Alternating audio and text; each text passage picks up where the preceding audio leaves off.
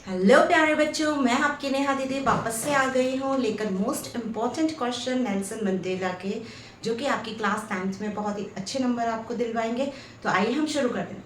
देखिए बच्चों, मैं आप जानती हूँ पहले से कि यहाँ बहुत सारे चैनल्स हैं जो कि वेल मैनेज्ड हैं, ऑलरेडी डिजिटल बोर्ड के साथ पढ़ा रहे हैं। लेकिन मेरी एक रिक्वेस्ट आपसे ये है कि प्लीज़ आप मेरे चैनल को एक बार ज़रूर विजिट कीजिए और मेरा एक वीडियो ज़रूर देखिए, ताकि आपको पता चल जाए कि मैं कितने इजी वे में आपको क्वेश्चन आंसर्स प्रोवाइड कराती हूँ। एक एक वर्ड का मीनिंग आपको समझाऊंगी ताकि आपको आराम से समझ आ जाए। तो आइए शुरू करते हैं हमारे फर्स्ट क्वेश्चन के साथ। याद रखना है ये क्वेश्चन बहुत ही इंपॉर्टेंट है और टेक्स्ट बुक के क्वेश्चन आंसर्स हैं। तो हम पहला क्वेश्चन देखते हैं। Where did the ceremonies take place? Can you name any public buildings in India that are made up of sandstone? अब ये कहाँ से जुड़ा है हमारा क्वेश्चन? ये क्वेश्चन जुड़ा है हमारा नेल्सन मंडेला जी की शपथ ग्रहण समारोह से, कि नेल्सन मंडेला का शपथ ग्रहण समारोह मतलब उनकी जो ओथ टेकिंग सेरेमनी थी वो कहाँ पर हुई थी। किस सेरेमनी की बात कर रहे हैं हम इसमें? नेल्सन मंडेला की ओथ टेकिंग सेरेमनी की बात कर रहे हैं। तो वेयर मीन्स कहाँ? Where did the ceremonies take place? Ceremonies take place कहाँ पर हुई थी? और क्या आप ऐसी दो बिल्डिंग्स के नाम भारत में बता सकते हैं जहां पर जो ऐसी शपथ ग्रहण समारोह हुआ था वैसी ही बिल्डिंग जो सैंडस्टोन से बनी है, क्या वैसी भारत में है? क्या आप भारत की दो ऐसी बिल्डिंग्स के नाम बता सकते हैं? तो जी हाँ, हम बिल्कुल बता सकते हैं। आइए देखते हैं answer. The ceremonies took place in the lovely sandstone amphitheatre. जो हमारी सेरेमनी हुई थी, मतलब जो शपथ ग्रहण समारोह हुआ था, सेरेमनी का मतलब होता है समारोह, सेरेमनी मतलब समारोह हुआ था, जो कि उनका प्रोग्राम हुआ था वो कहाँ पे टेक प्लेस मतलब हुआ था? एक बहुत ही सुंदर से एम्पी थिएटर में। एम्पी थिएटर मतलब एक खुले मैदान में जहाँ पे पीछे बहुत सुंदर बिल्डिंग थी जो कि सैंडस्टोन से बना हुआ था। Amphi theatre formed by union building in Pretoria, जहाँ जो कि यूनियन बिल्डिंग में बना हुआ था। किस जगह पर बना हुआ था? प्रिटोरिया में बना हुआ था, इन इंडिया, भारत में। अब ये हमारा एक क्वेश्चन खत्म हो गया है कि उनकी सेरेमनी कहाँ पर हुई थी। तो उनकी सेरेमनी हुई थी amphitheatre union building in Pretoria में, ठीक है। अब in India parliament house, Bharat में जो कि हमारा पार्लियामेंट हाउस है, एंड रेड फोर्ट और जो लाल किला है, are the buildings made of sandstone. ये ऐसी दो इमारतें हैं जो कि सैंडस्टोन से बनी हुई हैं।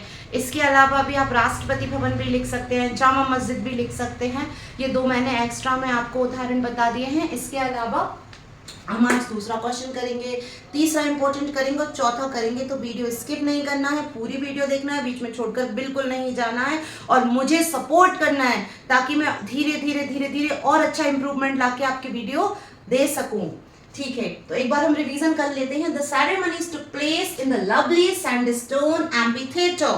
Ceremonies took place in the lovely sandstone amphitheater formed by the Union Building in Pretoria. In India, Parliament House and the Red Fort are the building made of sandstone. ये इन इंडिया जो है वो आप paragraph change करके भी लिख सकते हैं, क्योंकि ये हमारे दूसरे उत्तर का दूसरा उत्तर है, दूसरे प्रश्न का उत्तर है। अगला देखते हैं। कैन यू से हाउ 10th में is an autumn day in south Africa? क्या आप ऐसा कह सकते हैं कि जो 10 मई का दिन था वो साउथ अफ्रीका में ऑटम डे की तरह है?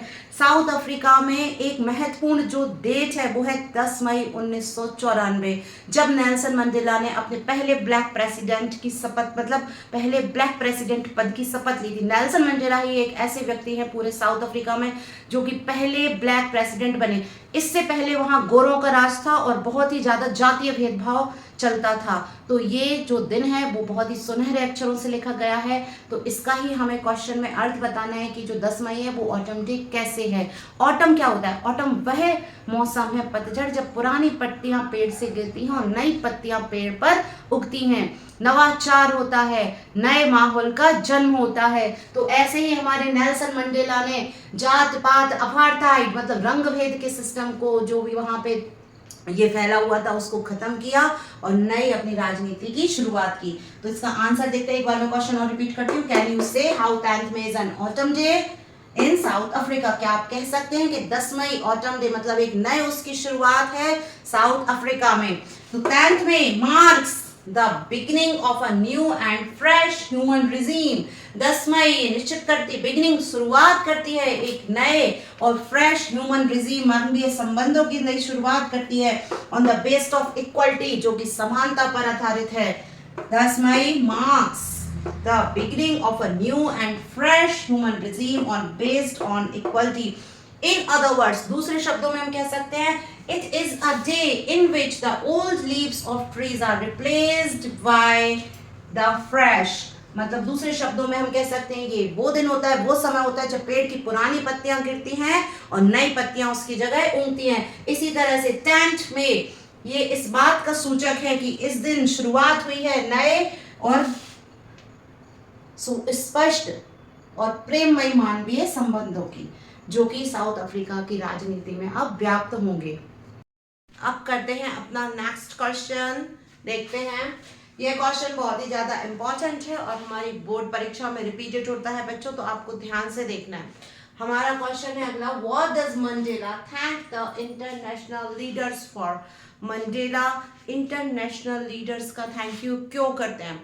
तो बहुत ही साधारण सी सिंपल सी बात हम यहाँ कनेक्ट करेंगे कि जो लाखों लोग उनके शपथ ग्रहण समारोह में आए थे 10 मई 1994 को, वहां पर कई सारे देशों के नेतृत्वकर्ता मींस लीडर्स थे, तो वो वहां उनके आने का धन्यवाद करते हैं और साउथ अफ्रीका के संघर्ष में साथ देने के लिए धन्यवाद करते हैं। तो आइए इसको हम देखते हैं। Mandela thank the international leaders for supporting South Africa's struggle and for gracing his swearing in ceremony. Mandela धन्यवाद करते हैं उन लीडर्स का सपोर्ट करने के लिए साउथ अफ्रीकन के स्ट्रगल को। स्ट्रगल मतलब साउथ अफ्रीका कई सालों से, जो सैकड़ों सालों से 300 सालों से संघर्ष करती आ रही थी अपार्थाइड के खिलाफ, उस संघर्ष में साथ देने के लिए और उनकी स्वेरिंग क्या होती है? ओथ, जो नेल्सन मंडेला जी ने ओथ ली थी उस सेरेमनी में शामिल होने के लिए, उसको ग्रेस करने के लिए मतलब उसकी महिमा बढ़ाने के लिए धन्यवाद करते हैं। What ideals does Mandela set out for the future of South Africa? ये हमारा अगला क्वेश्चन है जो कि इम्पोर्टेंट है, ये भी बोर्ड परीक्षा में रिपीट होता है। इसमें है कि नेल्सन मंडेला जी ने साउथ अफ्रीका के फ्यूचर के लिए कौन कौन से आदर्श स्थापित किए, क्या क्या उनकी सपने थे साउथ अफ्रीका के लिए कि अब हमारी जो साउथ अफ्रीका है वो अपार्थाइड से मुक्त होने के बाद, जातीय रंग भेद से मुक्त होने के बाद किस तरह की होगी। तो देखते हैं, Nelson Mandela set the idols, idols मतलब आदर्श स्थापित किए। कैसे आदर्श स्थापित किए? फ्रीडम स्वतंत्रता, इक्वालिटी समानता, पीस शांति, जस्टिस न्याय and equal opportunities for all, मतलब वो सबके लिए स्वतंत्रता चाहते थे, समानता, न्याय, शांति और सभी देशवासियों को जो कि साउथ अफ्रीका में रहते हैं उन्हें समान प्रकार के अधिकार प्राप्त हो, ऐसा वो चाहते थे। तो एक बार फिर से हम देखते हैं, Nelson Mandela set the ideals of freedom, equality, peace, justice and equal opportunities for all. अब इक्वल अपॉर्चुनिटीज मतलब समान अवसर, इक्वल अपॉर्चुनिटी मीन्स समान अवसर। तो नेल्सन मंडेला चाहते थे कि सभी को, चाहे वो कैसा भी हो, अमीर हो, गरीब हो, साउथ अफ्रीका कोई भी निवासी हो, उससे किसी भी प्रकार का भेदभाव न करते हुए समान अधिकार सबको प्रदान किए जाएं। अगला क्वेश्चन हम देखते हैं, what do military generals do? जो मिलिट्री जनरल्स वहां उपस्थित होते हैं वो क्या करते हैं?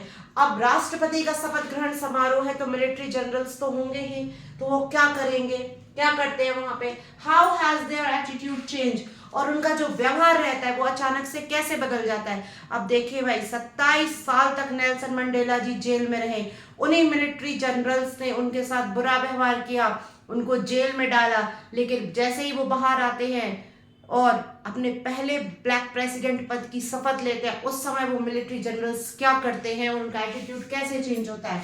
द आंसर देखते हैं, the military generals saluted Nelson Mandela and promised to serve the new democratic government.